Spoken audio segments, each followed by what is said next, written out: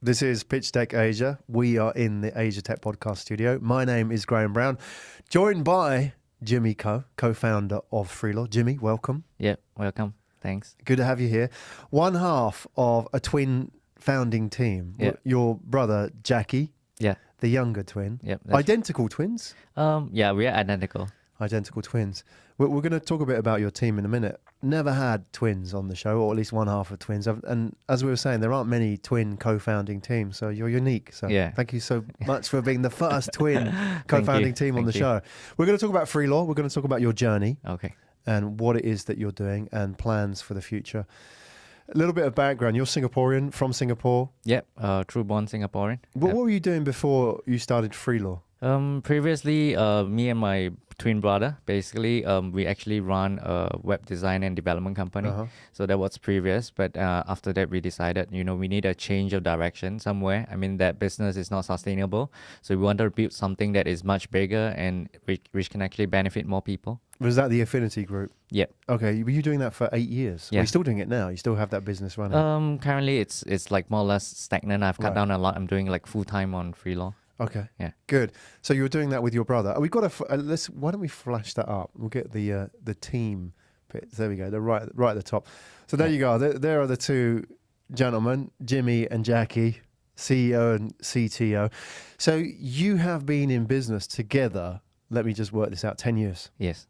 and you went to the same course together. Yeah. Same Poly? college, same school. Yeah. Right. So you know each other pretty well. In fact, very well, I Yeah. would say. Yeah. So how does that work in a working relationship? Because some people say, oh, you should never do business with your family. I think for us, more or less, we kind of complement each other. Hmm. So, for example, like I'm more of a design person, so I'm on the user interface (UI). So, which is for Jackie wise is focused on the development area. So, so we kind of like I built this, I designed this, and then he just built it for me. Right. Okay. Yeah, So, so- you come up with the ideas and he actually puts it into reality, into Yes. practice. Yes. Right.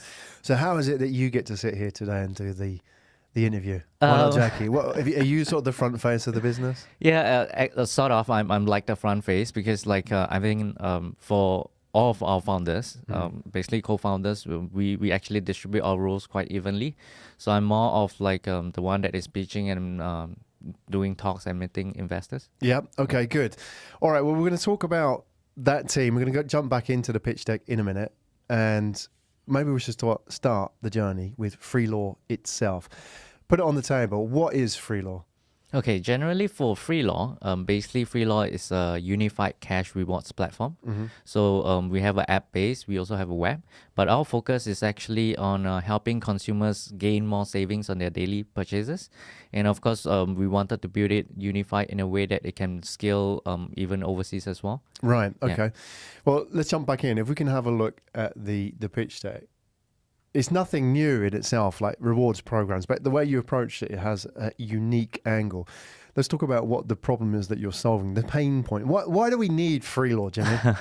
Okay, in fact, I mean, it's a common question. I mean, there's currently, I would say, a lot of different rewards program on the market. I mean, there's merchant own loyalty rewards. There's also credit card rewards and stuff. But a lot of times, all this kind of rewards, they kind of come it a bit confusing for users because a lot of them, they're actually using like a point systems. And points, we do understand it gets expiry, sometimes, like even for a user, you won't even know how much points you have right now and what you can actually use for. So basically what we set out to do was to actually solve this issue, keep it as simple as possible. But by using this rewards program, we're also looking at helping retailers, which is specifically the offline area, for them to actually generate revenue by running a more effective rewards campaign. Right. Yeah. Why are rewards programs ineffective or inefficient in that sense? It seems that, as a user myself, there must be a lot of unclaimed tokens and miles and points out there. Yeah, in fact, like, based on studies, 100%, only about 23% would utilize the points. So like 70% is actually not used. So Right. they don't even know that it exists. Like for me, I have quite a number of rewards program. I go everywhere, I buy something, you don't join membership. Yeah, okay, sure, I join it. But end of the day, what are the chances of me actually using it for the second time? it's hard in a way for users. But couldn't you argue that that's in the benefit of the merchant? Because if they can get people on board, it's like it's a gym, isn't it? The idea of like a gym, for example, you know, you can get, come on along and, you know, pay for a monthly membership, and then they stop using it. In some, if you were, you know, unscrupulous as a gym owner, you'd say that's great because now I have all these memberships and people aren't using it, so that's great. Yeah. What's the problem with that? Yeah. In fact, for merchants, I would say, you know, if let's say they have this idea, you know, of having a rewards program, basically I think generally what they want is an increase in their business sales. So, I mean, if let's say I want to run a rewards program that is specifically just to target users to use it, but then I don't want to give them that rewards in return, then it doesn't really work effectively. I mean, on the market, I'm not sure about businesses, but most of the merchants that we deal with, they are very sincere in having a certain rewards campaign that is being done to actually attract that sales. But a lot of times, they do not have the expertise. They don't have that team to build that platform for them, and they don't even have that people to actually manage it for them. Okay, Yeah. Let's go back to the pitch deck. What is the hypothesis, so to speak? What's your idea about how you're going to do it differently? So all these reward systems and programs exist out there, and your theory is that they're not very efficient. Yeah. That you know, 23% of them are getting, or 23% of consumers are utilizing them to the full. So there's 3/4 which aren't, right? Yes. So what is your idea about how to do this differently? So the general idea would be why consumers are not using or specifically underutilized is because what we are seeing is that users, they generally they can't really relate and take control of that points. So basically what we want to do is that we want them to be in control of all the cash rewards that they earn. That's one main reason why we actually allow them to cash out as real cash. So that's one thing. And the other one will be whatever cash rewards that they earn, they can actually spend it at anywhere that they want. Right. So there's no restrictions, there's no limitations, there's no expiry. So in that system, do you actually have to buy the tokens from the user when they're cashing out, or you just have an arrangement with the merchant? How does that work? Okay, so generally for a user, if let's say for example I were to visit a restaurant, you know, I'm spending like $50, so I'll earn a certain cash rewards. So this cash rewards gets credited in their e-wallet. So once they accumulate enough, they can just cash out as real cash, or they can actually use that e-wallet to spend on anything that they want. Right. Okay. So let's have a look at the solution, if we may. Slide 4. There we go. Give me an example. Where would this work? Yes. So generally, the main target for us would be to create a unified system. So that is the first thing. So the in order to be unified, it has to be one single mode, which would be cash. So that is the simplest way. So second thing, of course, we want the users to be able to earn and track all their rewards, so that at any point of time I take out my mobile phone, you know, I would know how much cash I have in my wallet. So that is the visibility part. And of course the last would be letting them to take control, as I mentioned, to let them withdraw out as cash. So you know, you can you know, I can spend at shop A, and then I earn this cash and I can withdraw and I can buy something else, or I can spend it at shop B. So it's flexibility that we're actually giving that users. So what do you do with the tokens once you exchange them for cash? How does that work? So just so I understand, if I'm a restaurant owner, you're a customer, you come to my restaurant, you buy a meal, say $100, and you get $2 worth of Cash. rewards. And normally I would give that to you in tokens or beans or whatever it is, their sort of currency.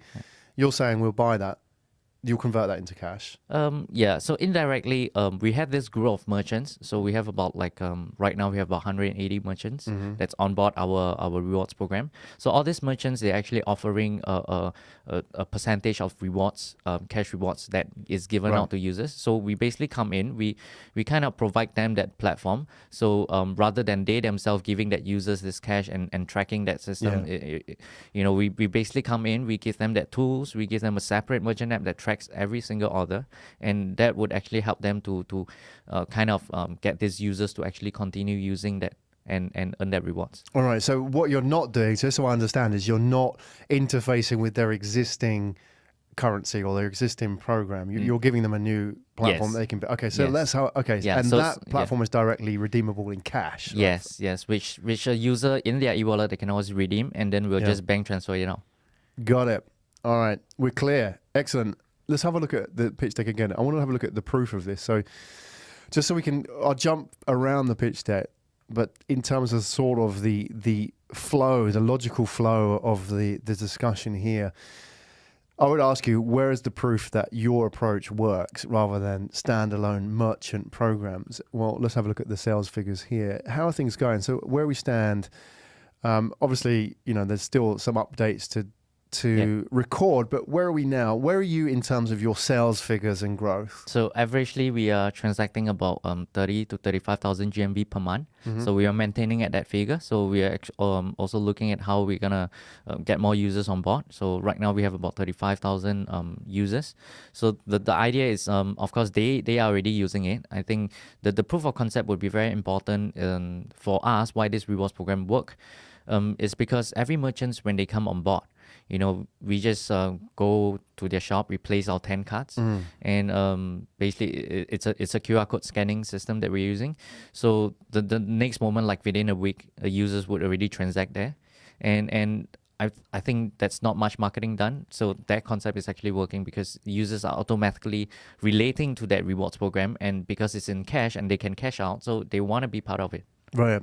Explain how that works. You go to the restaurant. I'm the restaurant owner. Yeah. Do you just rock up and take your cards, or do you phone through in advance? Because sometimes they both work, those approaches. What's your customer acquisition strategy? So generally, of course, the process of how that cashback is being earned is actually quite simple. So it's only a 3-step. So you scan a merchant's QR code, and then it will bring you to a payment page. So you just key in your bill amount. So let's say it's $50. You key in $50, and then you select your mode of payment. So the interesting thing about our platform is that because we're looking to scale, so not only in Singapore, but in overseas as well. So we even accept cash as a form of payment. So you can even pay cash for your meals. You need not pay by cashless. You need not to top up anything. So you can pay cash, and then you go through a verification code. So there's a 4-digit PIN that the merchants key in, and then you basically just earn that cashback. Right. Yeah. So you're actually taking payments for the merchant as well? Yes. Okay, which you can then redeem back to the customers. Yes. So it's either if, let's say, a user would pay by credit card or e-wallet, so we would collect the payment on behalf. But if, let's say, a user is paying by cash, so it will go direct to that merchant, and then we'll just do our billing settlement with them. Right. So who's driving that? Are the customers, in the sense of the restaurant customers, driving that, or is it the restaurant owners? Because you could have people walking into a restaurant and say, "Oh, these guys accept Freelor, therefore I want to eat here because I don't have any cash on me right now." Or is it the restaurant owners saying, "Hey, look, I want to get this group of people in because they don't carry cash, right? Or I want to build loyalty with them." Who's really driving the model at the moment? Generally, I would say the cashback is the one that is driving that model. So Right. not really on that merchant. So merchant, for them, they just need to agree to come on board. So for a merchant to actually drive traffic and acquisition, it's kind of not possible. So on our end, of course, we are the one that is driving it. The cashback portion is the one that is driving it. So we need to do a lot of awareness to our users. So when users know that there's actually something interesting, that I can actually get cash and real cash, not gimmicks, not discount off your next purchases, but real cash that you can actually cash out, and generally users start hopping onto that platform. Right. Yeah. And I know this is case by case, but if we took a restaurant, for example, what kind of rewards would they get cash wise? Because like you say, these sort of, I don't know if you call them gimmicks. There's a lot of, programs out there where you get points which are designed such that you can't spend them, hence the 23%. But on $100 order, what are we talking about? 2%, 3%? What kind of returns are we getting? It can go up to generally it's about 5%. So like every $100 you spend, you get back like $5, and $5 could you can always use it for like 2 hawker meals. Yeah. So it's practically additional savings. Yeah. And of course on the merchant ends, they don't lose out anything, because this user, once they actually know that you have a rewards program, they will tend to come back to you the second time, and this is what we're actually seeing based on records. So like a user, once they actually go to that place for one time, they tend to like visit that place for the second or third time. Yeah. Particularly where somebody's visiting regularly, because those rewards add up, don't they? That's the key, isn't it? Like a one-off, maybe it's not such a big deal, but if you're going to that restaurant or that shop or that whatever it is, that service provider on a regular basis and using their services over 52 weeks in a year, Yeah, That could it's definitely adds more up. beneficial for users that use it on a frequent basis. But we also have like users with big ticket items, so they buy something that is like $1,000 over dollars. Yeah. Yeah, it's like a digital lock, and then practically, you know, they can just instantly cash out like 50 over dollars. Yeah. Yeah. So I've got to ask, you know, you're a web design guy, Yeah. if I can be so rude, but, you know, it's like, you know, what do you know about retail, or what do you know about loyalty schemes, or what do you know about merchants? Because, you know, for example, if you want to go and sell to retail, Yeah. you've got to go and sell. You've got to get out there and you hustle. Or, you know, you need relationships. You need people you know in that space. Yeah. So how do you answer that? So I think we have to look back at the general idea why I decided to start out this instead of my web. Why was there actually a pivot, a change in the direction? So initially, in the past, so me and Jackie, both of us, we're in the web design space. So we practically built like hundreds of websites, e-commerce. So, and these are all actual businesses, retail businesses. So they wanted to evolve in a way that, you know, I want to bring my business now, which is offline, I want to bring them online. So that's one reason why they invest like cost like 7,000, 10,000 just to build an e-commerce website. But a lot of times we do see that, you know, even after we build a website that's fantastic, they kind of don't get that sales going because they don't have the marketing people to actually run that thing. They don't have that expertise to do their social marketing. So end of the day, it just becomes a white elephant. So what initiate the idea was that, you know, what if I could build a platform, you know, that all these retailers or merchants that is offline, they can actually come online without any cost. You don't have to build your own website. I practically built a portal, and then all of you would just come on board, and then I even give you that users and I drive that traffic for you. So I mean, it's a wonderful thing for them. Yeah. Yeah. And not a lot of outlay for them, I imagine, as well. What do I require as a merchant to set this up? Generally, you don't pay for anything. It's there's no subscription fee, there's no listing fee. So the only thing you need to pay is that when a user that, you know, it's under Freelor visits you, you just pay a commission. Right. And how have you been getting these merchants on board? Are you going out knocking doors? Yeah, so I have few other co-founders, so they're quite strong in I wouldn't say knocking doors, but linking up contacts. Yeah. So we do get like merchants that come on board for the first month, and you know, after that, you know, the second month, third month, they start introducing us more merchants.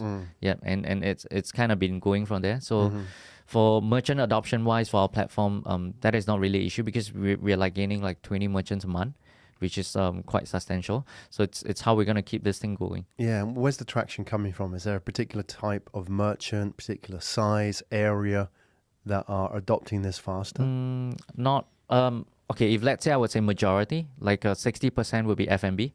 So the other like 30% would be like maybe other services like retail, clothings and stuff, and 20% would be more like spas and massage parlors and stuff. Okay. And there's plenty of those in Singapore as well. Yeah. So, and I wonder as well, we're in Singapore, could you employ this in a hawker center? If I was selling nasi lemak Yeah, for $2 a time, would it work? Yeah. So okay, the interesting thing is that hawker center is actually one of our targeted group as well. Yeah. So we have a couple of hawker stalls that is on our platform as well. So I think it's very beneficial for them because I mean, let's look at the case of a hawker store. You know, even if let's say I have the cash, you know, I have 10,000 to do marketing. You know, where will I go to? Right. You know, do I build a website for my hawker store? Do I get an agency to run a social media campaign for me? You know, drive traffic for my hawker or chicken rice? It doesn't work for Right. them. You could spend 1,000 on Facebook ads and it's gone, right? Yeah, Nothing. it practically doesn't work for them. But with our Freelor platform, they come on board. So we list them. They're on our map. So users can actually see. So we run certain campaigns to drive that traffic and practically users just go and spend. In fact, Yeah. frequency wise for hawker centers, they're actually getting more engagement as compared to like restaurants. So the frequency is a lot, like one user can go back like three times a week. Yeah. Yeah, just eating that chicken rice or duck rice. Yeah, and it has been good for them, hawker centers. Yeah, absolutely. And it's interesting, isn't it? Because hawker centers, and for those who are listening who don't understand what a hawker center is, it's quite unique to Singapore. Yeah. And it's a collection of low end, usually, so cheap stalls. And they'll be in a group. There'll often be a group, maybe anything from 6 to sometimes bigger centers with 20. Yeah. And there's more sort of premium centers like Newton, for example. But generally, they'll be charging $3, $4, $5 $6 a meal. Yeah, that's the average Right. pricing. Yeah. So, and it's generally sort of easy food, and you sit in a canteen area, and generally the people who run them, that's all they do. They don't have websites. They Yeah. don't think about social media marketing and so on. However, to say that just because they charge $3 a meal means they don't make money, these guys are turning over huge volume, and some of them are very, very profitable, Yeah. right? Because often they're run by two guys, family business, a husband and wife, Yeah. father and son, all those kind of arrangements. So, often they're not thinking about marketing, are they? However, it doesn't mean that marketing isn't a problem for them, right? Because they still need to get customers and they still have competition. Yeah. So this is the challenge. The fact that you're actually going after this group as well. I wonder how that would spread as well. I mean, if you've got one hawker stall on board, the word's going to spread around, isn't it? Like the guy next to him and the guy next to that guy and so on. Yeah, so more or less, I mean, if let's say we talk about hawker stores, like you say, first, yeah, it's unique in Singapore. So, but of course, there's still a challenge. I would definitely have to say. So it depends on that age of the hawker as well. So if it's like a 50+ years old uncle, you start talking to him about apps and cashless payment, and he'll no, I'm just selling something that's like 250. I'd rather accept cash. But if let's say nowadays we're seeing that there's a lot of new age hawkers, so and a lot of them they are very receptive to this, and they are the young people that actually wants to do that marketing and make a difference in the hawker store. Yeah, That's awesome. I like the idea as well. So we've been talking about rewards programs for hawker centers and hawker stores. It's great. It's good to see it. So we looked a little bit about your background. We'll talk about your funding in a minute as well. And I think it's worth noting is that the key part of your growth as well is it's two-sided model. You have the rewards obviously for the restaurant customers, not just restaurants as well, but customers of all different, like the spas and so on, and they get the cash back, and they can also pay with it as well. And then you have also the owners. Once you start talking about payment models, it starts to get interesting in Asia, right? Yeah. And what's interesting about Asia, for those who have been watching China, maybe they're aware of what's going on, but you can go somewhere like China and see a guy selling watermelon on the street accepting WeChat Pay or Alipay, for example. So the fact is that even the most technologically unadvanced stalls can take mobile payments as well. Do you see payments as a key part of your growth here? It's crucial because no matter what, we're still dealing with that point of sale transaction. So the thing is that rather than competing in that market, because right now, I mean, it's interesting in Singapore. I mean, there's a lot of cashless payment. It's useful. The banks they're coming in a picture to run their cashless payments. So for us, the direction would be we would want to partner and work with them rather than trying to fight the market with our own cashless and get people. You might get a certain market share, but it won't be a lot. So it's always better to adopt and work with some banks on that area. Yeah. Okay, good answer. And before we talk about funding, we've got this far and you haven't mentioned the word blockchain. So, and that can be taken in two different ways, because especially with what you're doing, I'm sure somebody is doing something similar, but on the blockchain. So tell me, what's the reasoning here? Okay, in fact, I think we've been approached a couple of times by blockchain companies, consultancies. So based on our business model, in fact, if we were to move into blockchain, it's definitely an interesting thing. And a lot of them has actually proposed. But we're still looking at, I mean, no matter what, it's still like a two sides of it. So there's the negative side that, the group of people that is just coming out with nonsensical things. And there's this group of people that really wants to use it to improve the technology level. So it kind of depends that what is the idea of this blockchain. I mean, if it's for technology-wise, like for us, we deal with cross-country payments, if let's say we were to scale. So it can be a technology that we can use, but generally, we are not looking at that blockchain area or ICO to actually fund that platform. Yeah. Okay. I think the answer is, goes back to, what your purpose is, right? Yeah. And if somebody said to us, like, why didn't you put this show on the blockchain, just as an example, I'd say, okay, look, I'd look at it, but, our goal is to create good content and great entertainment, right? Yeah. And to help people get their word out there and give startups a voice. Yes. If blockchain helps us do that, great. Yeah. But we're not doing it for the sake of blockchain. Yes. So for yourself, when you think about Freelor, what is that mission? What is the why? Why is it here? You know, regardless of whether you use blockchain or not, what is it you're trying to do? Of course, like I say, the first most important thing I think would be basically the users. That will be our first target. And for blockchain wise, if let's say for example we want to move on to that area, then it would definitely have to be a consideration as well. Yeah. Okay, good. Funding. Let's talk about that. So where are we now? If we jump into your pitch deck now, okay, if we jump forward, here we got the financials. So we had the financials as also, we have your overseas expansion. I've overshot here. Your funding slide, 21. There we go. That's where we are, financials. So how old is the business now? You started, what, nearly 2 years ago? Yeah, we registered that business in 2016. Yeah. That was like close to the end December. So we took like close to a year for full development, but we launched in stages. So we started with the web platform first, and eventually we officially launched that app, which is beginning of this year. So that's like 7-8 months now. Right. So 2 years as an entity, but 7 or 8 months in the public eye. Yes. Okay. And funding up until now, how did that happen? Did you, when you launched, did you self-fund it? Did you do a friends and family round? Okay, funding. I think funding is an important question for all startups. Is what we wanted to do is initially was to bootstrap. So we bootstrap to an extent that we kind of need certain funding in. So we basically self-funded our platform. So I think we took out quite amount of money. So we keep it going. So until we can gain that traction, because I think if you were to ask me fundraising in Singapore, I would say it's tough. Yeah, as compared to maybe other countries.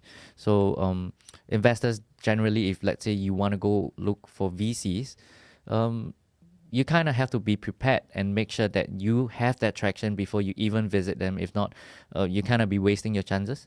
So we wanted to build a certain traction first before we even open ourselves up for additional like VC fundings. Right. It's also a personal thing as well, isn't it? I mean, you may not want to get funding as a startup founder, not you individually, but any startup founder. They may decide that bootstrapping is the way to go. They may decide that they don't want to bring in early stage investors. It's just a pure choice as well. And also, at what point do you want to bring them in? That's up to you. You saying that you want to get more leverage with those investors, you have a better position and so on. When you have the merchants on board, when you have revenues on the door, you know, some people will want to do it from day zero. Some people might be much happier doing it 2 years into the journey. It's a personal thing as well. There's never one particular answer. Yeah. So with yourselves, if we go back to that slide, if we may, what does it say here? Just help me understand this. It says $1 million financing at 20% pre-Series A. Has that happened? Yeah, it's what we're raising right now. Oh, so you're going through the raise at the moment, pre-Series A, Yep. $1 million at 20%.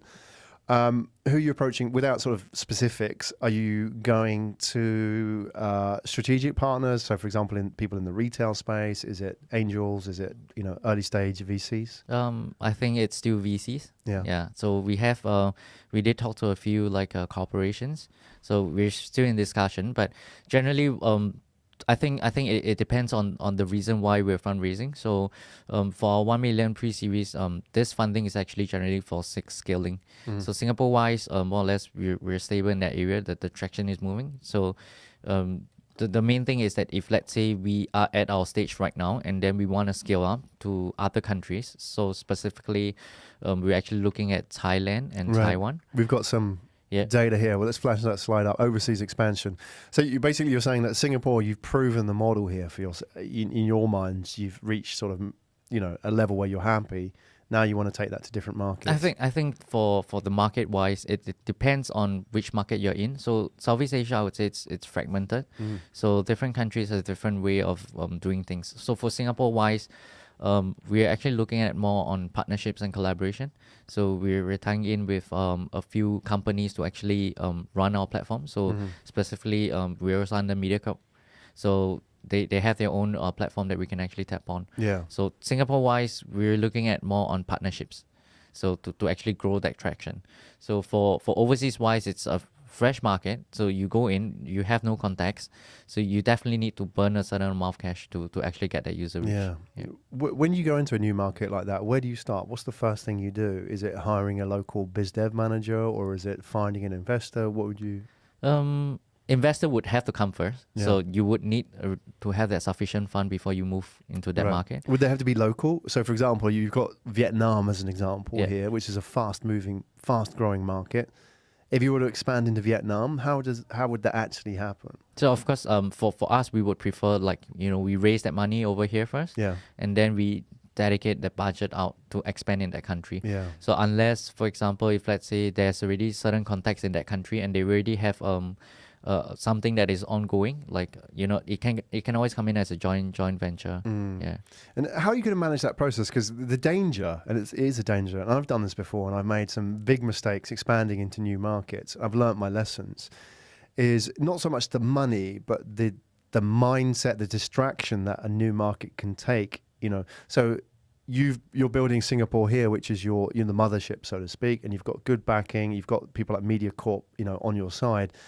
How do you then sort of, if you go to Vietnam, if that becomes your core focus, how do you then sort of manage a business like that, where that could be always firefighting a new market? You've hired somebody, you've lost them, you set up an office, there's licensing issues, all these kind of things happen, and when you're sort of remote, it becomes tough. Have you thought this through in terms of how you personally will do this, Jenny? Yeah, so we kind of look back at every time when we plan for a new market. So we would always look back at how we actually started.